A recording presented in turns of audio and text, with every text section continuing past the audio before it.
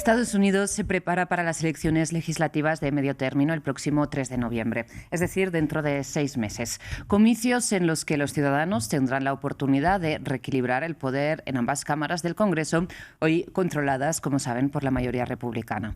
Y para hablar de los temas que marcan esta contienda, hoy nos acompaña Carlos Manuel Indacochea. Él es analista político y sociólogo. Carlos Manuel, muchísimas gracias por aceptar esta invitación de France 24. Muy buenos días. De entrada le planteo lo siguiente. En estas elecciones se renuevan todos los 435 escaños de la Cámara de Representantes y un tercio del Senado. Generalmente el partido en el poder en la Casa Blanca suele perder escaños en estos comicios. ¿Cuál es un poco su previsión de cara a lo que pueda pasar en esta ocasión?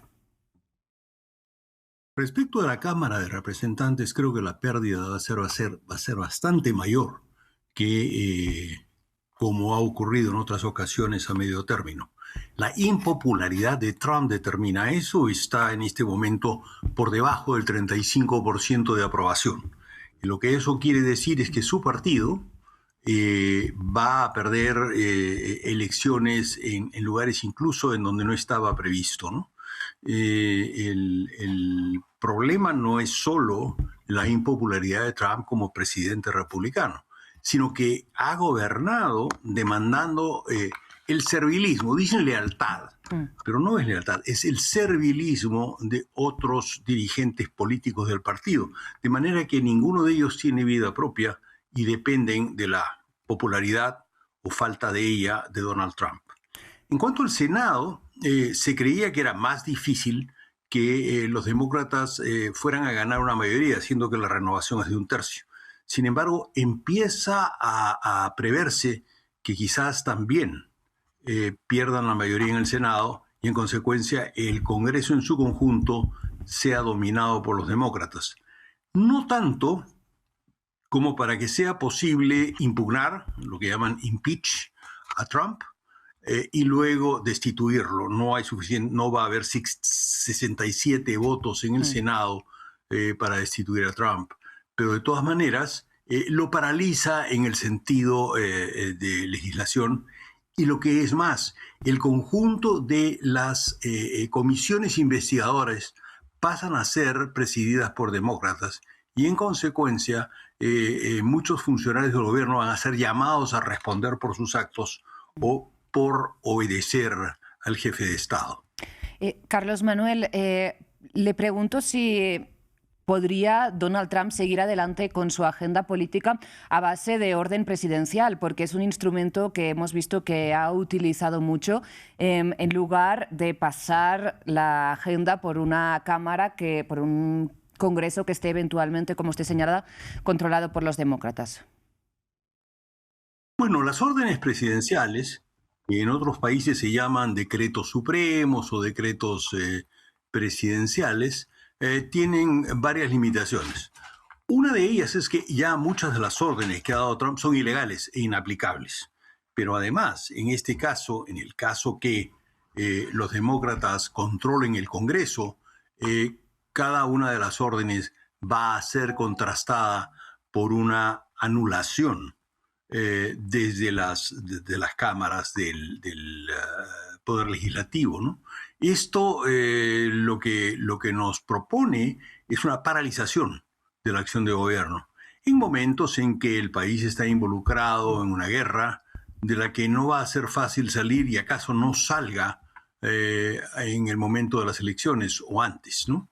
Esto en el caso de un país que está en una crisis económica no tanta como la que ha causado en otros países, pero de todos modos con inflación y con el descontento de la población, con el precio de la gasolina y otros, ¿no?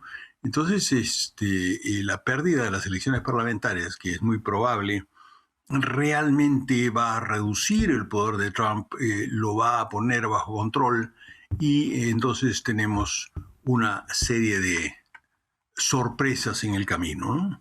Y usted señalaba las consecuencias de esta guerra en Medio Oriente. ¿Qué tan determinante cree que ha sido la decisión de esta ofensiva contra Irán conjuntamente con Israel para el resultado que pueda cosechar el Partido Republicano en estas elecciones de medio término? Es decir, a su parecer, ¿qué tan diferente sería la situación si no estuviéramos en esta guerra? Bueno, Trump entró a la guerra creyendo que era muy fácil, pues como muchas de las iniciativas de él no prestan atención a las complejidades de lo que es gobernar, de lo que es un conflicto bélico. Y en este caso, la capacidad que tiene Irán de anular el estrecho de Hormuz como vía de transporte del petróleo del Medio Oriente es determinante. A pesar de todas las pérdidas y el sufrimiento de 90 millones de iraníes, tienen todavía el control del estrecho de Hormuz y es muy difícil que Estados Unidos pueda recuperarlo si no toma acciones armadas con tropas. Y esto es prohibitivo desde el punto de vista político, ¿no? Esto deslegitima seriamente. Estamos hablando además de centenares de miles de soldados, porque Irán, nos olvidamos, es un país de 90 millones de habitantes, y aunque probablemente en la confrontación política no hay más de 4 o 5 millones comprometidos entre la Guardia Revolucionaria, los que apoyan al régimen, los funcionarios del régimen, etcétera, es el conjunto del país el que ha estado pagando las consecuencias, y si bien esto produce hostilidad con Estados Unidos, también la produce contra el gobierno de Irán, que se mantiene en el poder y se beneficia solo porque está en guerra, ¿no? Claro. Y yo creo que desde el lado de Estados Unidos, si la confrontación continúa, la inflación se va a hacer cada vez mayor, y entonces eso va a ser enormemente difícil de digamos, contrastar por el gobierno de Trump, ¿no? ¿Y qué peso pueden tener otros factores, como por ejemplo las políticas antimigratorias, también el tema de la desclasificación, por ejemplo, del caso Epstein, en lo que se viene en estos meses? Lo del caso Epstein se va a agudizar, porque entonces el acceso a la información va a ser mucho mayor y la capacidad de difundirla también. Y entonces es posible que se encuentre allí vínculos mucho más directos de Donald Trump con las trapacerías de Epstein que lo que se ha admitido hasta ahora, ¿no? Que lo conoce vagamente o qué sé yo. Y ese tema es uno de los más peligrosos para Donald Trump. De otro lado, me preguntaba usted sobre La inmigración. la inflación. La inmigración, las redadas migratorias del ICE. Sí, por supuesto.